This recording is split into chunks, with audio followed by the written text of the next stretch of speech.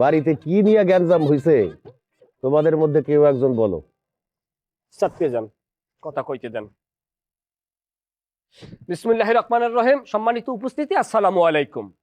আজকে সবাই উপস্থিত আছেন, আজকে সবার সম্মানিত সভাপতি, আপনার আমার গুরুজন, গরিবী দুঃখী মেহনতি মানুষের বন্ধু এবং হারুন সাহেবের একমাত্র শ্বশুর জনাব মরহুম জনাব শহর আলী মোল্লা, পিতা ওরূপে মন্নাপ মোল্লা।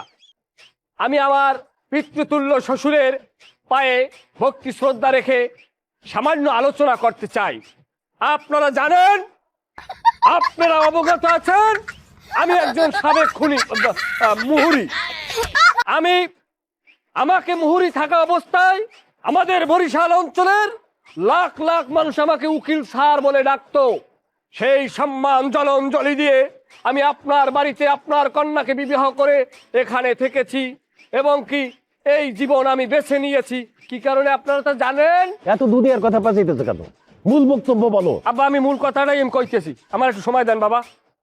সংগ্রামী জনতা, প্রিয় উপস্থিতি, আপনাদের জ্ঞাতার্থে আজকের বলতে হয়, আপনি আমাকে অনুরোধ করেছিলেন, বাবা তুমি আমার কন্যাকে নিয়ে আমার বাড়িতে থেকে যাও।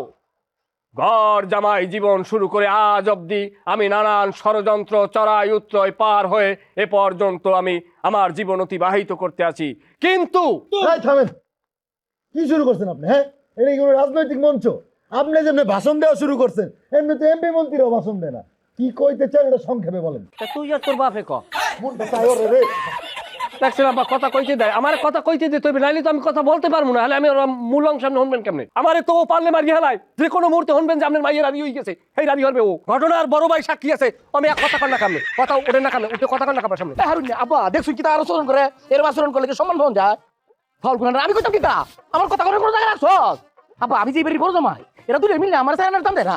আমার যে একটা মূল্যায়ন আছে, এটা বিশ্বাসই করে না এরা। এরা মনে হয় আমি মনে হয় হেরা শুধু ফল গুণের আজ কত বড় আব্বা, এটা আর এটা মিললা আমার লোকের খারাপ ব্যবহারটা করছে, আমার অপমান করছে, যে বাসারই কইছে আব্বা ম্যান্ডেল কই থাকতাম না।